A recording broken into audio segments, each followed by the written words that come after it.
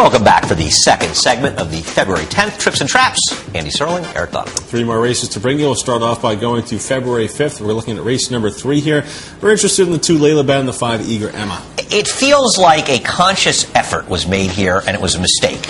But it's easy to say things in retrospect. The 5 is Eager Emma on the outside. Inside, right here, is Layla Ben. Layla Ben, I think to many of us, was the speed of the speed in this race, and she was just taken completely out of the race, and you almost think it was an attempt to teach her to rate. It failed. Yeah, I'm very surprised, on a wet track that they would try to do something like this. I mean, you see Layla Ben kind of throwing her head around a little bit, after the start there, just wanting to go on with it. But, she did manage to settle into position here, but still, the way the race is run, the 4 Spa City Princess makes the lead and is going to stay there throughout the race. Well, that could have been Layla Ben's spot. Right. It's one thing.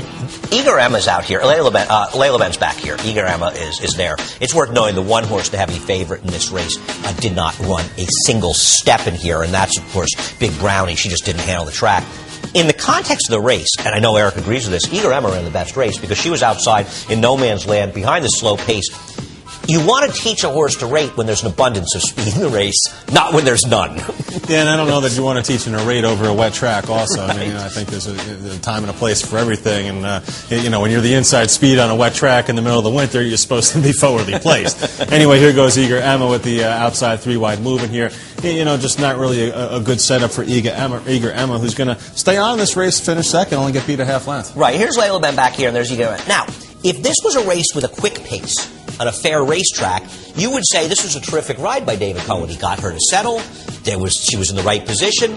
I don't blame David Cohen at all in this situation unless he took it upon himself to rate her. And we're not trying to criticize per se, but it was a plan, whoever decided, that just was the wrong time, the wrong place, and didn't work at all. 25 and 2, 15 and 4, 16 and 1 the fractions for this race, so obviously you didn't want to be too far off the lead. And here in Spa City Princess underneath Jorge Chavez going to dig in and hold off Eager Emma, and these two will separate about 7 lengths back to the third finisher, who is Layla Ben. And Spa City Princess is a nice horse, but make no mistake, she wasn't the best horse in this race. Eager Emma ran a better race, and it would have been interesting. It's nice to have a parallel universe, and how would this race have looked had Layla Ben gone to the lead? Hey, maybe there would have been more of a pace, and Eager Emma would have won. The way she ran, she might have won, but it would have been a different result, I think.